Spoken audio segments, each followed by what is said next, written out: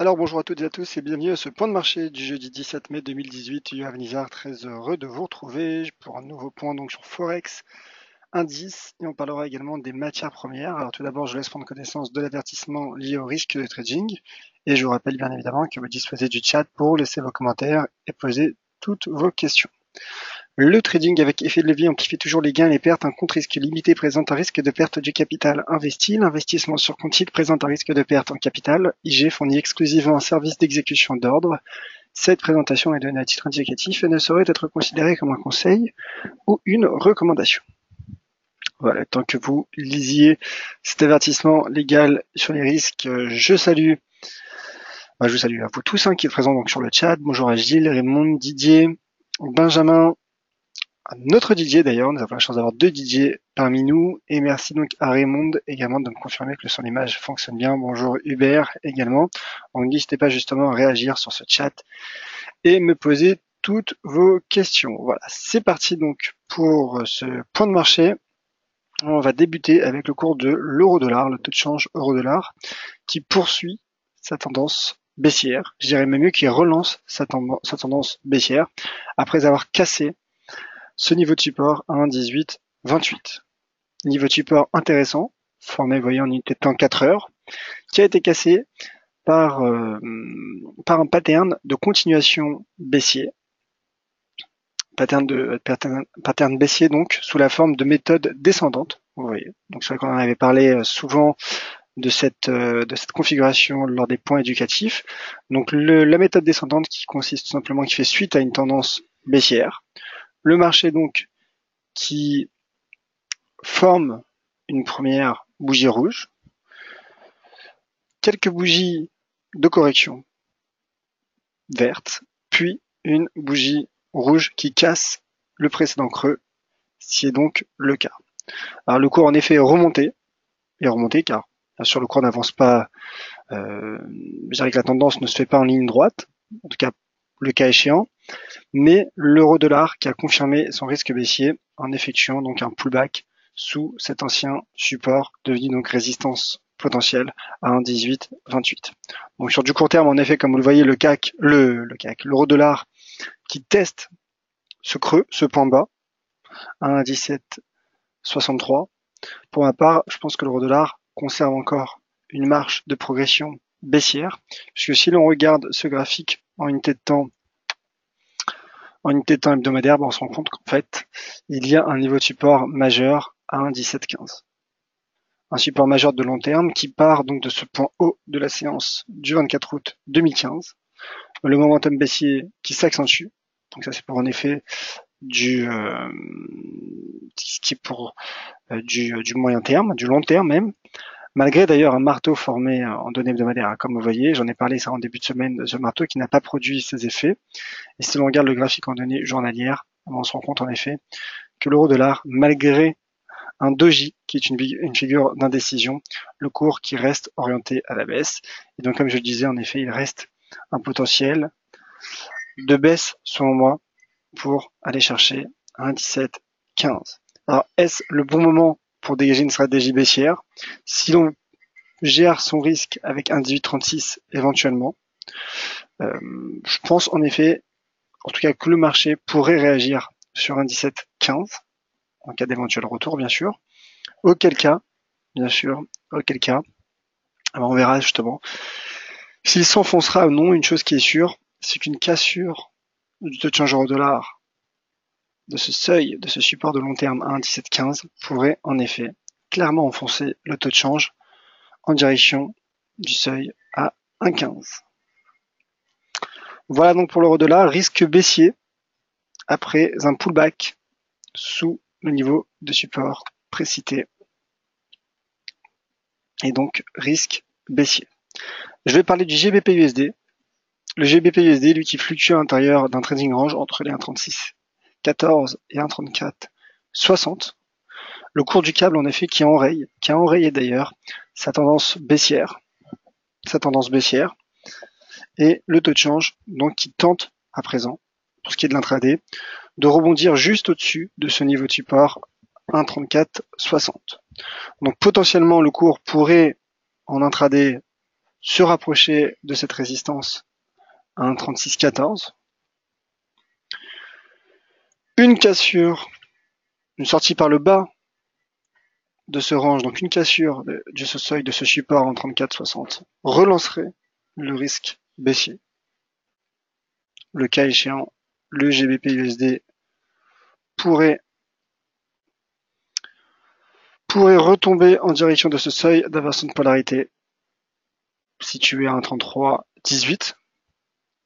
Mais pour le moment, en effet, comme je l'ai expliqué, le cours a enrayé sa dynamique baissière. Le momentum qui tente de relever la tête. Et donc le cours qui pourrait en effet aller chercher la partie supérieure de ce rectangle à 1,3614. Un franchissement, à l'inverse, un franchissement de 1,3614 relancerait en effet le GBP USD et pourrait donc retracer le cas échéant. C'est tout simplement cette baisse connue le mois dernier. Auquel cas, les seuils de Fibonacci pourraient nous aider à déterminer des cibles comme celui-ci à 1,3680, donc qui se situe proche finalement, relativement proche d'un 36,14. Mes secondes cibles à 1,3813, mais bien sûr, ce scénario serait validé, serait enclenché uniquement en cas de franchissement de cette résistance à 1,3614.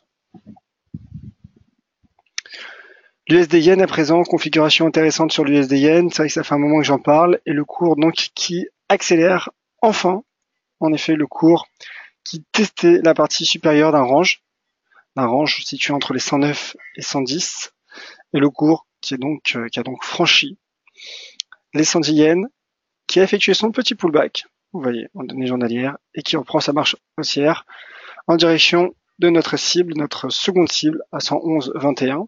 Troisième cible donc se situe à 112,30. Je passe en données 4 heures car en effet le graphique montre également des informations intéressantes. On retrouve ce range entre les 108,55.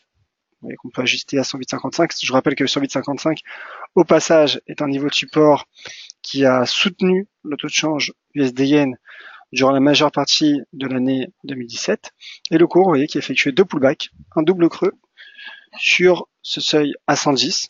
Ce seuil à 110 qui en soi est un seuil symbolique, puisque chiffre rond, mais également résistance technique qui a été franchie.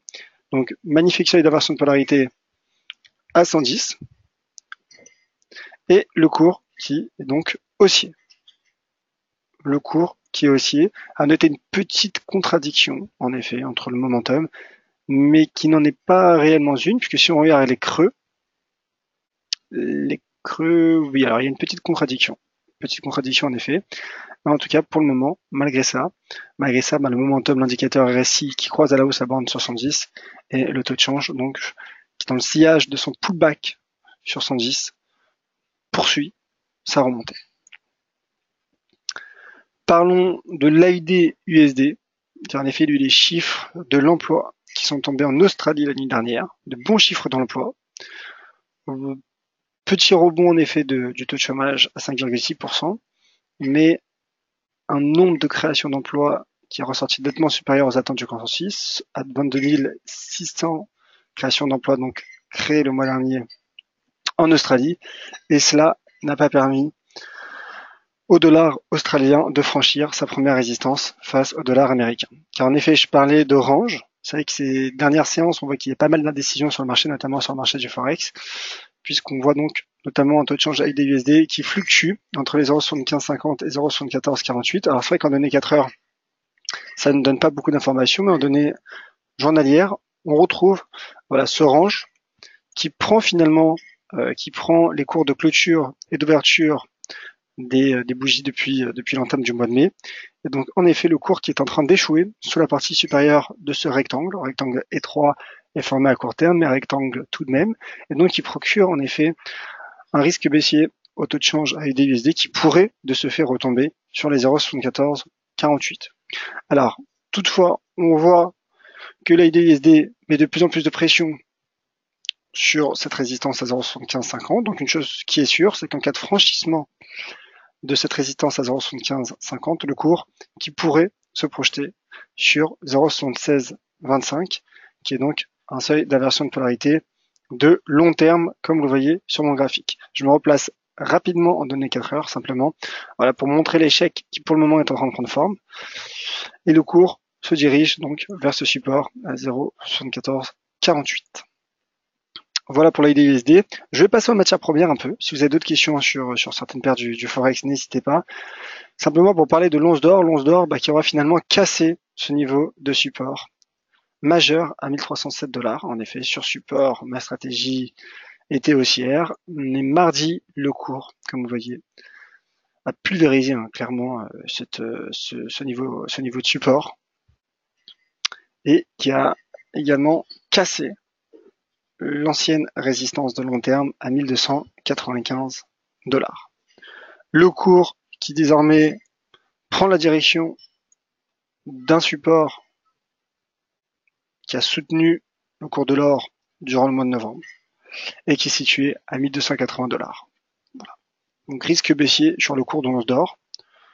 Pas grand chose à ajouter si ce n'est qu'en effet, vous voyez, quand le cours finalement met sous pression un niveau de support, alors en effet, il l'est rejeté, mais au bout d'un moment, il peut y arriver, donc qu'il y ait cassure. Et c'est vrai que c'était le cas. C'est le cas, en l'occurrence sur le cours de l'once d'or qui est venu retester en l'espace de quelques séances une deuxième fois ce support majeur à 1307.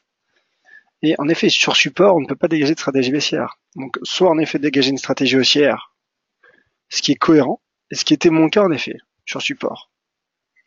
Mais au final, le cours s'est replié avec une shooting star formée sous les 1324. Et à cette fois-ci, cassé donc ce magnifique support de long terme. Risque baissier donc sur le cours de l'once d'or, fragilisé notamment par la bonne tenue du dollar américain.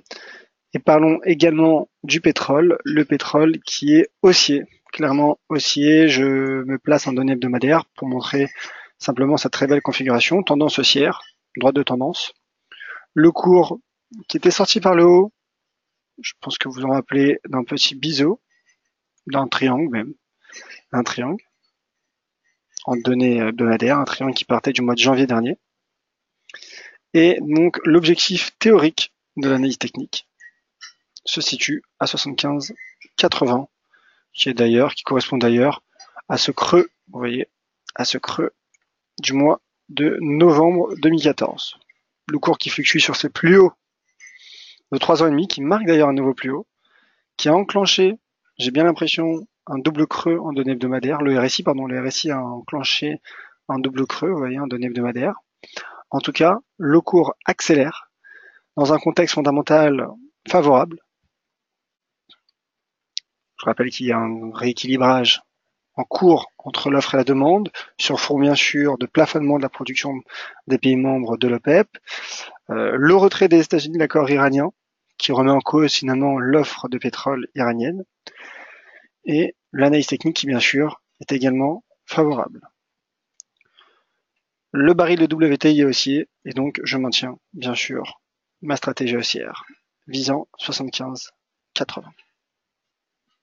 Voilà pour les matières premières. Je vais parler à présent des indices, les indices boursiers européens. Si vous avez des questions sur un actif en particulier, n'hésitez pas à me le faire savoir. Voilà, je vois qu'il y a pas mal de questions, notamment sur le Forex, sur le franc suisse notamment. Je vais y revenir dans quelques minutes. Je dis un mot sur le CAC DAX et j'en parlerai dans un instant. Avis d'ailleurs qui demande un mot sur le gold, ça tombe bien, je viens d'en parler. Et le CAC 40, à présent, le CAC 40 qui lui aussi effectue un nouveau plus haut annuel. Nouveau sommet annuel, vous voyez le cours qui ralentissait son momentum à l'approche de ce sommet, de cette résistance à 5550 points, mais le CAC 40 qui a finalement bondi hier, qui a accéléré pour atteindre donc un nouveau plus haut annuel, mais surtout pour franchir cette résistance technique, et donc le CAC qui relance sa hausse, donc stratégie haussière sur le CAC 40. Si on regarde également ce graphique en données hebdomadaires, on se rend compte justement du franchissement, du breakout qui est en train d'effectuer l'indice parisien. Je me place en données mensuelles pour tenter de trouver, vous voyez, un objectif. D'ailleurs, je viens de le voir en même temps que je m'adresse à vous. Vous voyez ce seuil qu'a franchi, qui est en train de franchir donc le CAC, correspond également à un seuil d'inversion de polarité en données mensuelles. Donc ça, en effet, c'est une information intéressante car le cours franchit un barrage technique majeur et il peut désormais se projeter en direction de ce prochain seuil d'inversion de polarité. Alors, en effet, il faut être prudent car nous sommes en données mensuelles et le cours, en effet, qui se projette à présent, j'ai bien l'impression, sur les 5628 points. En tout cas, techniquement, si je regarde donc ce graphique mensuel, selon moi, le prochain seuil à surveiller se situe à 5628 points. Alors oui, vous allez dire qu'il n'y a pas une énorme différence, sauf que nous sommes en données mensuelles. En données hebdomadaires, bien sûr, en données journalières, lorsque on regarde ce graphique, on se rend compte qu'il reste encore une certaine marge avant d'atteindre cette résistance. Mais au-delà finalement de ces cibles, techniques, ce qui est important, c'est de savoir donc que le CAC 40 est haussier. S'il confirme bien sûr son breakout, il est sur la bonne voie, il en est sur la bonne voie. Et de même donc pour le DAX qui également reste bien orienté, mais à la seule différence qui est loin encore de ses sommets annuels. Le DAX, qui à la différence du CAC, n'a pas retracé sa baisse subie durant le premier trimestre dernier, et qui à court terme, vous voyez, bloque, en tout cas, est hésitant, résilient, sous ce sommet formé à court terme à 13 000 points. Oui, donc en effet, le DAX qui continue de tester 13 000 points, barrage psychologique. Je maintiens pour ma part mon objectif à 13 151 points, qui correspond bien sûr au niveau de retracement de toute cette baisse du premier trimestre à 76,4%, mais qui correspond également à un niveau de support, à ce niveau de support du mois de janvier dernier. Voilà donc pour le CAC et le DAX en effet, et donc je vais passer aux questions. Si vous en avez, n'hésitez pas à me le faire savoir. Alors Etienne, sur l'once d'or, j'en ai parlé il y a un moment, l'once d'or qui est baissière, le cours de l'once d'or qui est baissier. Et Fred, sur l'euro CHF.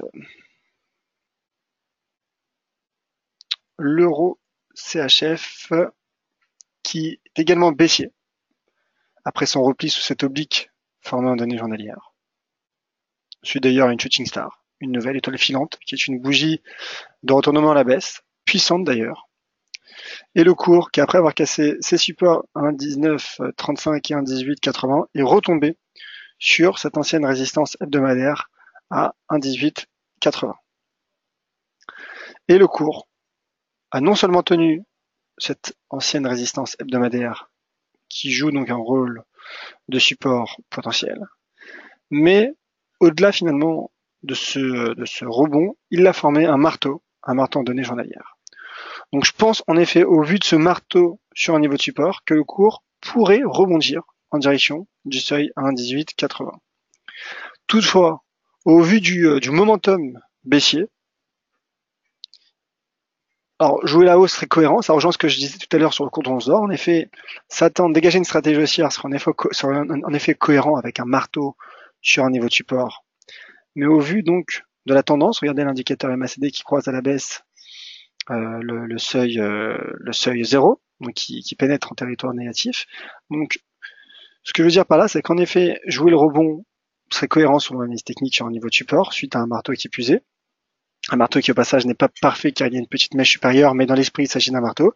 Toutefois, en cas de cassure du support 1,1880, là clairement le signal baissier serait relancé et le cours pourrait retomber sur ce seuil d'inversion de polarité situé à 1,1740. Voilà, donc l'euro CHF qui teste un pivot, qui est sous pression, mais qui au vu justement de ce pattern pourrait rebondir. L'USD CHF à présent, l'USD CHF qui travaille toujours la parité. Toujours intéressant de constater un taux de change sur une parité qui est finalement le seuil psychologique par excellence. Alors je me place volontairement en données journalières Et le graphique en données journalières nous montre que malgré finalement les apparitions de l'USD-CHF sous ce seuil paritaire, en clôture, comme le montre le corps des bougies, en clôture, le cours tient pour le moment ce seuil.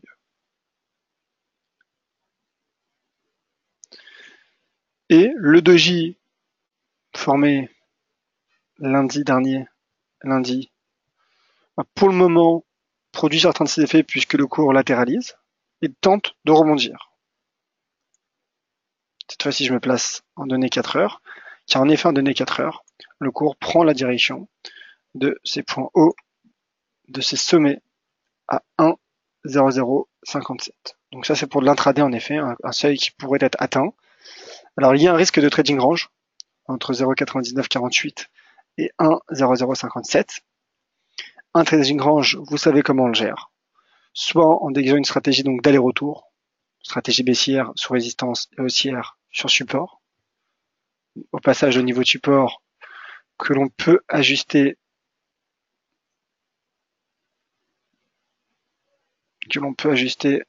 sur les 0,9969. Soit en effet, une stratégie peut-être plus prudente de trading range, attendre une éventuelle sortie pour dégager donc une stratégie de prolongement de tendance, c'est-à-dire qu'en cas de sortie par le haut, stratégie haussière, et vice versa pour une sortie vers le bas.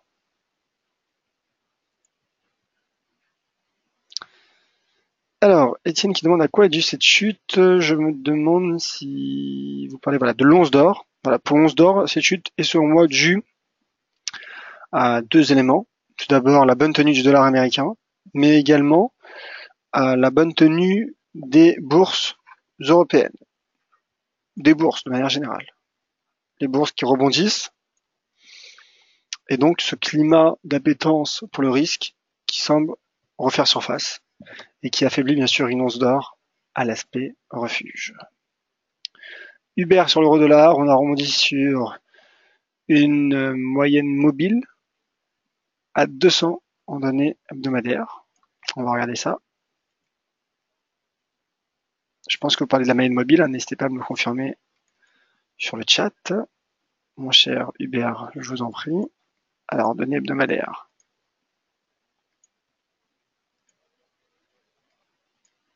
Moyenne mobile à 200. Non, alors il ne s'agit pas de la moyenne mobile à 200 en données hebdomadaires, puisque vous voyez, il reste encore de la marge. Donc il s'agit peut-être d'un autre indicateur. D'accord.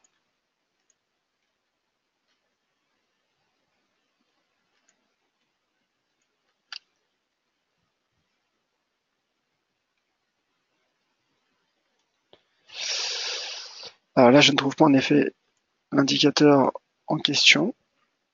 Mais si vous avez un graphique à me proposer, n'hésitez pas à me le faire savoir.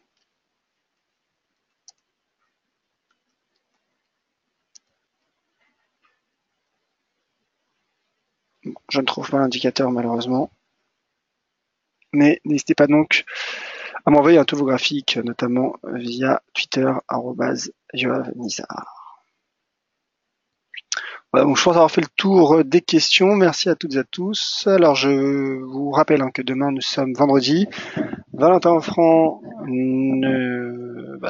sera absent, ne tiendra pas donc n'assurera pas son webinaire quotidien, mais vous me retrouverez donc à 10h30 pour l'unique point de marché que l'on vous proposera demain avec les équipes d'EliFX. Voilà, merci à toutes et à tous. N'hésitez pas également pour toutes les questions, réactions graphiques notamment et analyses à me les envoyer sur Twitter, @joavnizar. Très bon après-midi, soyez prudents et à demain.